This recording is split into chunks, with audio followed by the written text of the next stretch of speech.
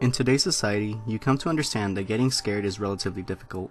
In all honesty, things that used to scare people back in the day really have no effect on us now. For instance, zombies were horrifying when they were first introduced into mainstream media with George Romero's Night of the Living Dead.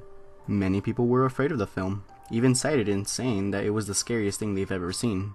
However, as of today, zombies are nothing more than just another horror trope that no one is really scared of. I mean, we practically know how to take them out by now. One good blow to the head. Anyway, people today are so desensitized to horror, or murder, that it is hard to even get scared. On that note, is it even possible to scare someone with just 2 sentences? Well, it would take a lot of effort, but most would agree it is very well possible. Well, without further ado, let's see if any of these 2-sentence horror stories can scare you, or at least send a shiver down your spine. I can't move, breathe, speak, or hear, and it's so dark all the time. If I knew it would be this lonely, I would have been cremated instead. They celebrated the first successful cryogenic freezing. He had no way of letting them know he was still conscious. It sat on my shelf, with thoughtless porcelain eyes and the prettiest pink doll dress I could find. Why did she have to be born still? There was a picture in my phone of me sleeping. I live alone. They deliver the mannequins in bubble wrap. From the main room, I begin to hear popping. You get home, tired after a long day's work, and ready for a relaxing night alone. You reach for the light switch, but another hand is already there.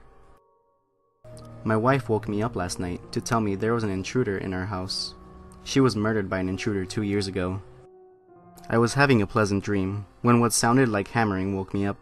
After that, I could barely hear the muffled sound of dirt covering the coffin over my own screams.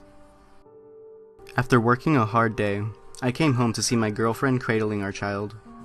I didn't know which was more frightening, seeing my dead girlfriend and stillborn child, or knowing that someone broke into my apartment to place them there. You hear your mom calling you into the kitchen. As you are heading down the stairs, you hear a whisper from the closet saying, "Don't go down there, honey, I heard it too."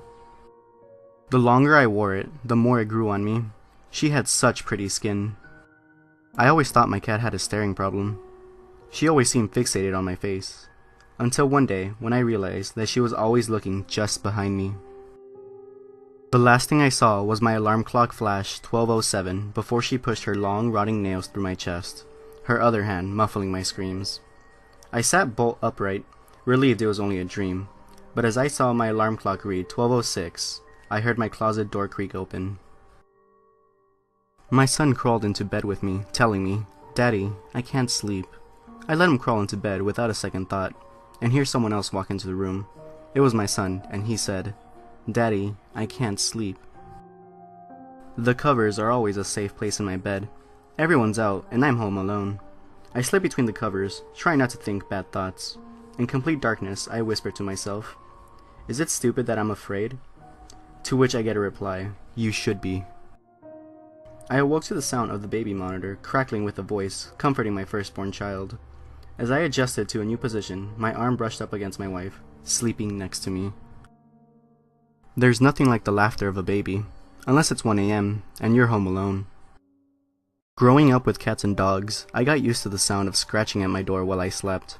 Now that I live alone, it's much more unsettling. My daughter was enjoying the soup I made for her when she commented, "This tastes great, Mom." I said thank you, but I really think the iron and protein from my husband's decapitated head gives it the flavor. Sleep did not come to me easily that night in the cabin in the woods, for the portraits on the wall only portrayed the deformed, the decrepit, and the damned. Sleep has never come easily to me ever again, for when I had woke, I found no portraits, only windows. Well, with that out of the way, let me leave you with this little factoid. Did you know that 2-sentence horror stories started trending in 2013, only to skyrocket in popularity by early 2014?